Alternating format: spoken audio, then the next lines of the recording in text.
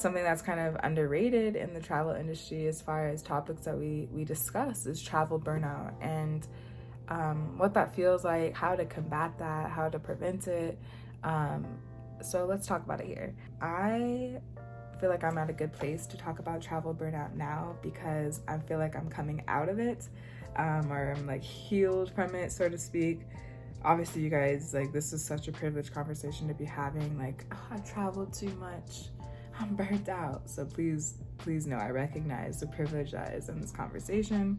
But I don't want to, like, I think another thing is when you live this expat life or you live this nomadic life, you are living in paradise, you are living the life that most people dream of. And so to talk about the negatives can make you feel like maybe entitled, or I don't know, there's some shame or guilt around it. So I want to make sure we don't have that in this space, and we can talk about the negatives because there are negatives.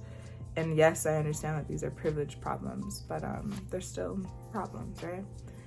So for me, travel burnout, I experienced it last year. I don't think I really knew how much I experienced until I came back home. But if you guys are new to the channel, or if you've been following along the whole time, you know that I lived in 3 countries last year at the very start of the pandemic. I arrived in Thailand, a week later the borders closed, and then I went on to Tanzania 6 months later, and then Egypt 3 months after that. And so I experienced the stresses of living overseas in new countries, but I also experienced it in a global pandemic. And then if you've seen other videos, I can link them here. A lot of unfortunate things happen, such as getting robbed, dealing with the corrupt police system, not being let out of a country. So there's just a whole bunch of drama that happened on top of that. So I was definitely burnt out, but I didn't really know what that feeling was. I didn't have the language for it at the time, but when I look back at it now, I can see that I was for sure burnt out. So let's talk about it. These are just a few quick tips. There's nothing profound in this video, so if you're looking for some like new bright idea, it's not going to be found here. But these are a couple things that I think could really help when it comes to travel. There's a glare. I just want to say that I think a lot of us think we're going to leave and never come back to the States. I definitely thought that, but I just want you to know that no matter how far you go, how long you go for, there's no failing in this. So if you have to come back home and try again, if you realize it's not for you, there's no failing. The only way that you fail is if you don't try in the first place. So just want to put that out there. I think a lot of times we make travel bigger than what it is. But I think these little small things that we do in our everyday practice, our everyday lives, is what's going to help you sustain your journey. So the first one is slow travel. I live by slow travel. That is definitely something about me that I've learned through my journey of traveling. Is I like to really get to know a place and experience the local life as much as I possibly can. And when you're constantly picking up and having to pack, having to reassimilate, readjust, learn what's happening around you constantly, it's really, really exhausting. So when you spend a few weeks to months, even years at a time, just take your time to be in a place. It helps you get comfortable quicker and stay comfortable longer. And it makes it switches that mind of like, maybe I'm not traveling, but I'm like located here, you know? So I think slow travel, I don't know, it just really helps when it comes to endurance and stamina in traveling. So this is so basic, but drinking water, y'all, is so important. When you're traveling, a lot of times you're on some crazy adventure, you're hiking, you're experiencing altitude changes, you're trying different food, which introduces you to new bacteria. There's just so much that happens when you are abroad or in a new land. And so just making sure your body has the most basic level of nourishment, water, like just giving it that most basic need and making sure that you have plenty of it, I think really does miracles when it comes to sustaining this journey and just being healthy on this journey. To go hand in hand with this, making sure you take your vitamins, and making sure that you eat foods that are nourishing to you. I think a lot of times when we travel, we just want to eat. We want to try good food. We want to try good drinks. And so a lot of times we're just eating for desire and not eating for nourishment. And so just making sure that you have this equal balance of cooking your meals at home, but also, enjoying the food of the country, as well as taking those vitamins.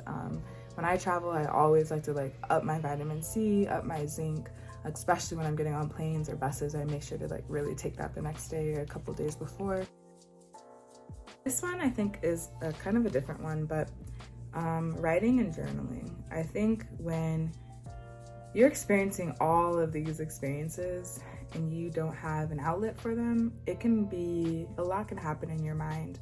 So I think just taking moments frequently, daily would be the best, but as frequently as you can, to just reflect on what you're experiencing moment by moment. And I think a lot of times our trips can be a blur, but when you sit down and say, I had a wonderful conversation with this local and they gave me this beautiful gift, and I tried this food at this restaurant, or I met a friend on the bus, sharing those experiences in your journal helps those things get out of your head and onto paper.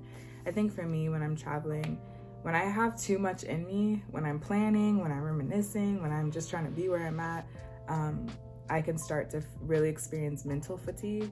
And then mental fatigue leads to my physical fatigue, and then it's just over with after that. So really making sure my mental space has the capacity or space to process what's going on. And also when days are hard, when you're like, man, F this, I'm going home, I'm done with this. You can go back in that journal and look at these moments, and it can remind you why you're doing this in the first place. I think this one's really important because when you're traveling and taking your trips, you are constantly having to figure out where you're gonna live, how you're gonna get there, how much it's gonna cost, who's going with you. There's so much to think about. And for me, I noticed that I would just kind of prolong my planning. So one day I'll buy my ticket, then 2 days later I'll look for transportation, then 3 days later I'll look for my visa. And that's a week's worth of just things running through my head, and they're not solidified. So I really suggest that when you're traveling, set aside one day of the month it depends how long you're going, but if you're gonna be in one place for a month, set aside maybe mid-month, set one Sunday, and you're gonna go to a coffee shop, and for the next 4 hours, you're gonna plan your next month or your next leg of your trip. So it's not this prolonged thing. So just do all your planning, book the ticket, book the Airbnb, book the ticket, get the visa, handle all of that in one sitting, and it's done so that you can enjoy the rest of your trip. Because I noticed that it would take me a week to plan my next month, but then that whole week I was kind of just stressed out about my next experience, that I wasn't even experiencing what I was experiencing. So definitely have a set time to plan out your the logistics of travel, because people do not understand the logistics of travel. It's a lot of work to put trips together, to make sure everything's aligned, to make sure you have everything you need. There's just so much research that goes into it. Next one is kind of weird, but comforts of home. I think these are really important because for me, I'm like, oh, I don't like America, I'm never coming back. So I wasn't expecting to get homesick, which is so stupid because I have a whole family that lives here, so I should have known. But yeah, when you get homesick, I think that all the things that are happening around you, it's easier to take them personal, and they just can be a bigger deal if you are missing home, and this wouldn't happen. This wouldn't be happening if I was home, or I'm missing out, or whatever, So having comforts of home, for me, this looked excuse me, I'm burping so much. For me, this looked like burning incense. Are my favorite incense to burn at home. Having my favorite lotion with me, or I'm a scent person, so candles, all of those things that remind me of home. I don't even really like peanut butter toast like this, but I ate so much peanut butter toast when I was in Thailand because it reminded me of my mom, because my mom loves peanut butter toast. So I just would eat so much peanut butter toast because I just wanted to be close to my mom in that way. Or another time when we were in Thailand, I really, really missed Black people and Black culture, and I just wanted to be around my people, especially with everything happening last year in terms of Black Lives Matter. And so something I did was watch like a lot of Sister, Martin, Moesha, like all of these shows that just made me feel connected to my culture. I listened to the music of our culture. Like there's a lot of ways that you can make yourself feel at home. And I think when you can really cater or tend to that homesickness, your travels, you'll last a lot longer. Because when you're homesick, that's just the worst feeling. Like it can lead to depression. It just makes you feel like you're kind of not doing the right thing, and some guilt can come up from that. So just having comforts of home, having a pillowcase or bringing your own sheets or having your favorite blanket, whatever it is that makes you feel at home, definitely offering yourself that care. Pockets of stillness or alone time, like just making sure that you have time to slow down, to breathe, to reflect. When you're traveling, your nervous system can be on 10 because you are just hyper aware of everything that's going around you to keep yourself safe. So when you can find time to walk, find time to breathe, to just stare out at the ocean or the trees or whatever, just to give yourself those breaks and help your nervous system come back to homeostasis and just be calm. I think when you are mentally prepared in the times that are good, it'll be better for you when the times come that are rough. I noticed that when I had high anxiety, when things were happening that were out of my control and just ridiculous, it made it a lot harder to handle those things because my body wasn't regulated, as opposed to when it is. And this very last one seems random, but y'all, the rolling suitcase. Get a rolling suitcase. Unless you were going backpacking in the Himalayas or something, get a rolling suitcase. You do not need to be carrying this heavy ass bag on your back.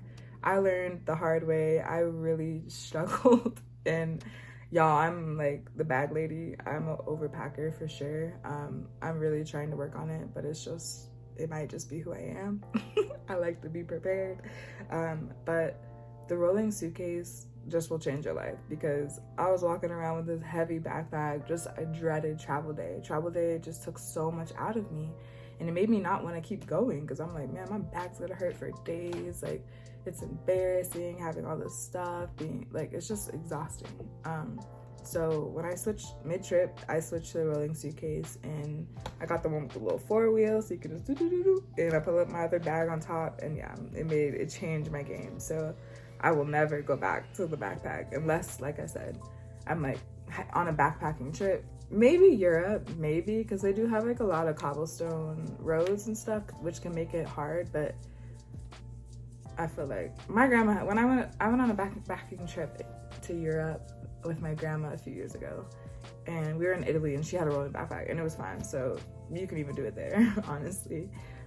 But yeah, you guys, I hope that you guys got something from this video. I know that these are very simple tips, but I think getting back to the basics when it comes to travel is really important, to have the longevity, but also just knowing, like I said in the beginning of this video, that no matter how far you go, no matter how long you go for, there's no failing in this, right? I know sometimes we think we're never coming back or whatever our dream is, but it's okay if you have to come back and reset. You guys, I'm so happy that I came back to the United States this year and just reset myself.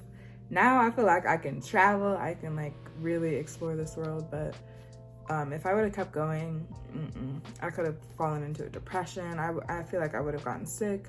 If you don't know, I have seizures, and stress is a #1 trigger for my seizures, so I could have had a seizure. I just feel I'm really, really happy that I came back to just reset my mind. I think we really don't know how much travel takes a toll on you physically, all the altitude changes, all the different bacteria you're exposed to, the different weathers, and then just the social climates when you have to go places and just constantly adapt and assimilate, or you're looking around I don't know what the heck these people are saying, but they're right here talking and I don't understand what they're saying. That's just a lot for your body to experience. So giving yourself breaks is important. Don't feel like you're a failure. You are not a failure if you have to reroute and come back. You can always go again. I'm getting ready to leave in about 6 weeks, you guys, or less than 6 weeks, about a month. I think I'm leaving November 15th and it's October 15th as I film this. So it's like crunch time now. It's saving money, it's packing the house, it's the planning because I don't have nothing booked and I leave in 4 weeks.